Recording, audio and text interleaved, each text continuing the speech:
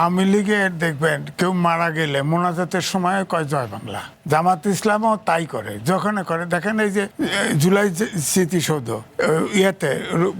ইয়েতে কি রোকেয়া বিশ্ববিদ্যালয়ে দেখেন ওখানে ওখানে একটা অনুষ্ঠান হচ্ছে আপনার, সেখানে দেখা গেল জামাতের যারা নেতা ফাঁসি হয়েছে তাদের ছবি, সেখানে সাকা চৌধুরী এবং বেগম খালেদা জিয়ার ছবি দিছে।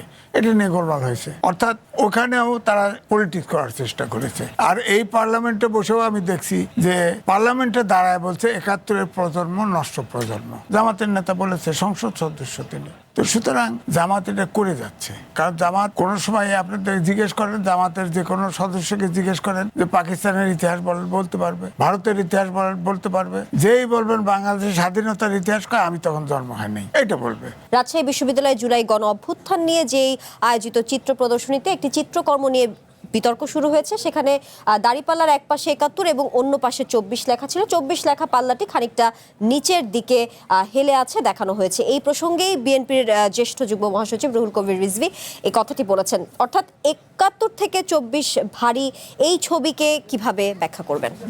দেখেন, আওয়ামী লীগের দেখবেন কেউ মারা গেলে মোনাজাতের সময় কয় জয় বাংলা। জামাত ইসলামও তাই করে, যখন করে দেখেন এই যে জুলাই স্মৃতিসৌধ ইয়েতে কি রোকেয়া বিশ্ববিদ্যালয়ে দেখেন ওখানে ওখানে একটা অনুষ্ঠান হচ্ছে আপনার জুলাই সনদের উপর আলোচনা। সেখানে দেখা গেল জামাতের যারা নেতা ফাঁসি হয়েছে তাদের ছবি, সেখানে সাকা চৌধুরী এবং বেগম খালেদা জিয়ার ছবি দিছে। এটা নিয়ে গোলমাল হয়েছে, অর্থাৎ ওখানেও তারা পলিটিক্স করার চেষ্টা করেছে। আর এই পার্লামেন্টে বসেও আমি দেখছি যে পার্লামেন্টে দাঁড়ায় বলছে ৭১-এর প্রজন্ম নষ্ট প্রজন্ম। জামাতের নেতা বলেছে, সংসদ সদস্য তিনি। তো সুতরাং জামাত এটা করে যাচ্ছে, কারণ জামাত কোনো সময় আপনাদের জিজ্ঞেস করেন, জামাতের যে কোনো সদস্যকে জিজ্ঞেস করেন যে পাকিস্তানের ইতিহাস বলতে পারবে, ভারতের ইতিহাস বলতে পারবে, যেই বলবেন বাংলাদেশের স্বাধীনতার ইতিহাস আমি তখন জন্ম হয় নাই এটা বলবে।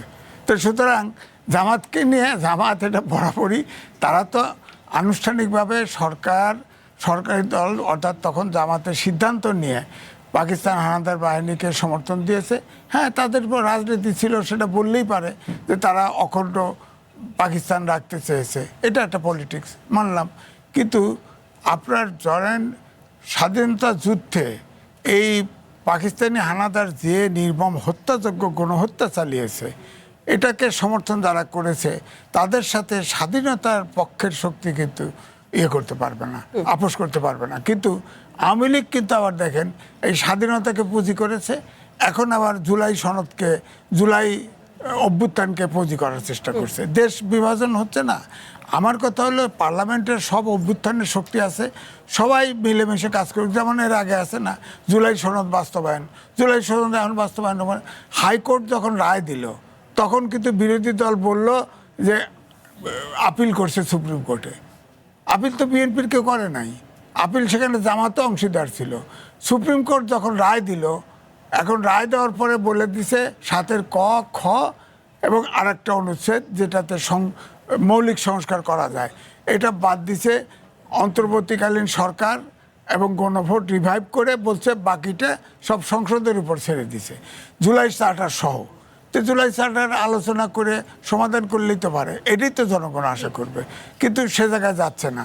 এখন ধরেন ৭০ অনুচ্ছেদ এখন ১২ জনের প্রস্তাব দিয়েছে, আমি শুনেছি ১২ জনের প্রস্তাব। তখন বিরোধী দলের নেতা রাজি হলো, বললো যে তাহলে ঠিক আছে 50-50 রাখেন। তো এখন 2/3 মেজরিটি 50 রাখবে কী করে? তো তখন ৭ আর ৫ করছে, ওনারা এখন অ্যাটেন্ড করে না। ওনারা যদি অ্যাটেন্ড করতো যে আরও রিচ হতে হবে, হয়তো তাদের চাপে তাদের যুক্তিতে সবগুলোর সংস্কার ভালো হতো। এখন বিএনপি আগের যেমন নোট অফ ডিসেন্ট ছিল, আগে বলতো আমরা যেটা নোট অফ ডিসেন্ট সহ স্বাক্ষর করেছি তা বাস্তবায়ন করব। এখন কিন্তু বলছে জুলাই সনদ তারা অক্ষরে অক্ষরে পালন করবে। তো এখন এককভাবে তারা করবে, এখন তো বিরোধী দলের কিছু বলার নাই। এখন যদি জুলাই সনদ যদি বাস্তবায়ন চায় আলাদাভাবে মাঠে ময়দানে, তাহলে বলতে হবে কথাও আমরা সুপ্রিম কোর্টের রায় মানি না, সুপ্রিম কোর্ট মানি না, এই কথা তো বলে না।